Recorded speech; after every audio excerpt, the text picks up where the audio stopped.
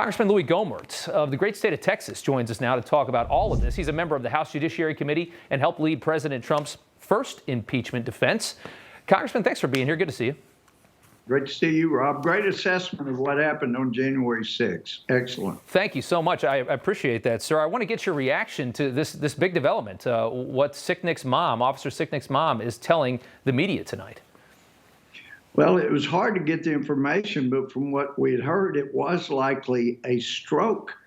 But to be this far after his death, yeah, and his own family is not told what happens, that ought to be worth a hearing. Why is the family not being told exactly what happened to Officer Sicknick? You know, I'd seen Brian around the Capitol. He was a great guy, and he was worthy of every bit of reverence and respect that we gave him and his passing. I mean, he believed in law and order, and we do respect that. Yeah. Thank you very much.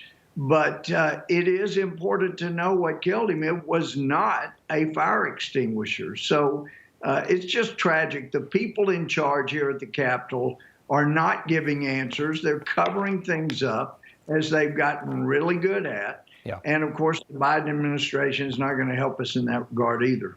Yeah, I mean, it's got to be. I mean, after this long, you just have to feel like there's some kind of agenda at play here as to why this information is not out. It doesn't take this long to diagnose what killed somebody. I mean, it should have been done so much faster. I wonder what's happening. Rob, think about it, though.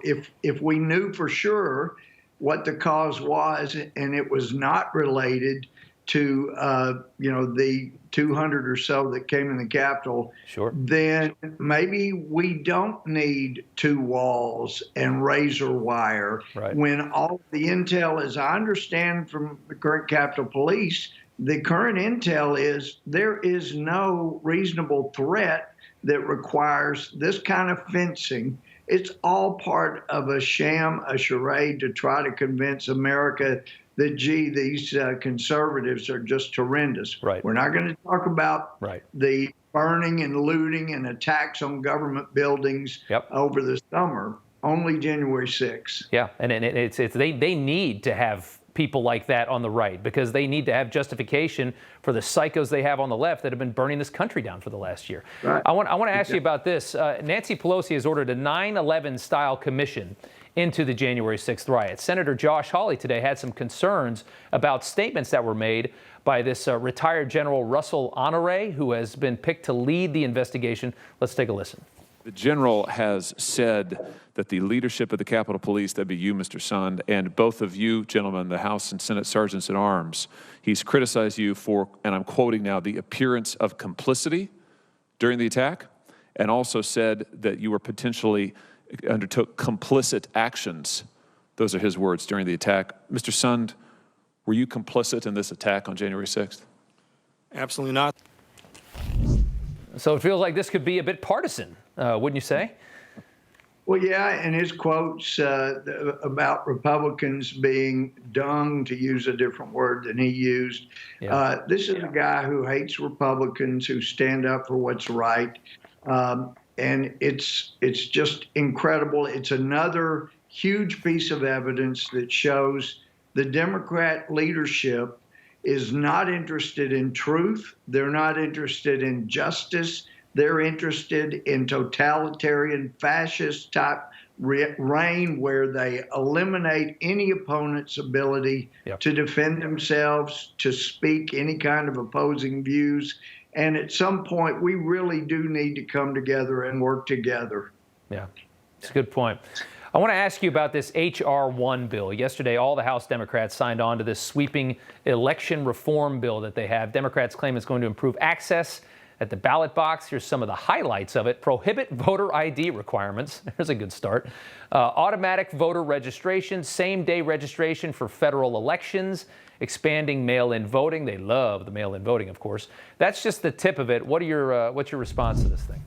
Well, and that is just the tip of it. It basically, they might as well name it, Democrats are cheating parties will be permanent majorities.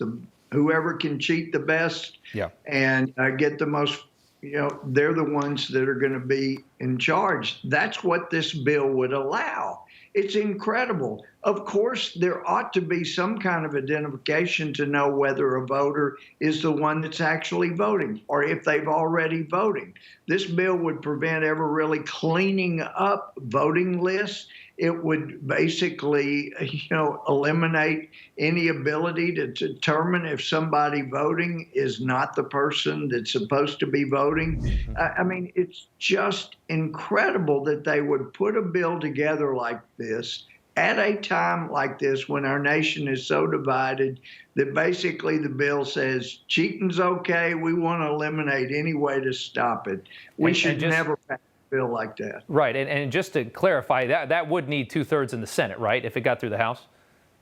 Well, there is some discussion about that, Rob. It's a great question about whether or not they'll be able to finagle some of this under reconciliation, which would only require a majority.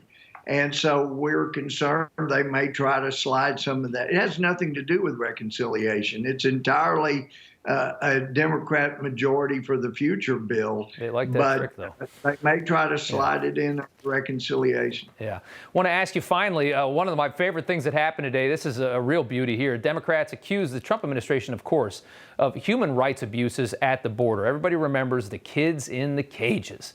Everybody went nuts over that. Meanwhile, the Biden administration opening its first migrant detention facility for kids. Even Democrats are noticing how ridiculous this is. Here's Jen Psaki today trying to figure out how to cover this one. There's the criticism that was made by candidates Biden and Harris, and then there's the criticism concerned now of these attorneys who work with and represent these children who say this isn't much different than what the Trump administration was doing. Well, say you. let me first say that you're right, that kids, there's about a 72-hour time frame where kids should be transferred from CBP facilities to HHS-sponsored facilities, and that is certainly our objective. I mean, again, this is just incredible. I mean, you've seen this, and I want to show you one more thing before I get you to respond. I want to show you a picture of AOC back when it happened a couple years ago when she was going after Trump. Do we not have it? Okay, well, there is a picture. We all remember the picture. She's wearing the white dress. She's crying at the cage. And then now today, she just writes a tweet that says, this is not right, no matter which party it is. Respond to all of this. Well, actually, AOC is exactly right. It's not right, no matter who does it. But there are times, as Psaki was pointing out, when the cage, there are never times a cage is appropriate. But those Obama cages that the Obama administration were putting people in, that wasn't good. It wasn't healthy.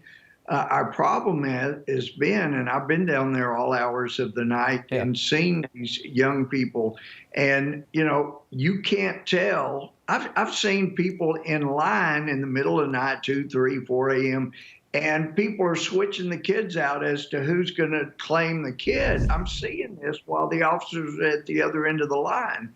And so these officers need to be sure that children belong to the people that are claiming them, that they're not being trafficked. And that may take 72 hours, like Psaki said.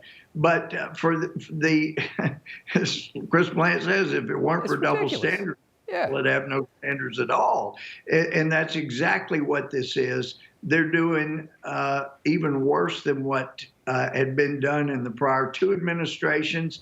But the only defense is that President Biden has a lot more experience at caging people because he was part of the Obama administration. Unbelievable. Just an incredible story from today. Congressman Louis Gohmert, thank you, sir, for the time. Thanks, Rob. Thanks for the great work. All right. Appreciate it.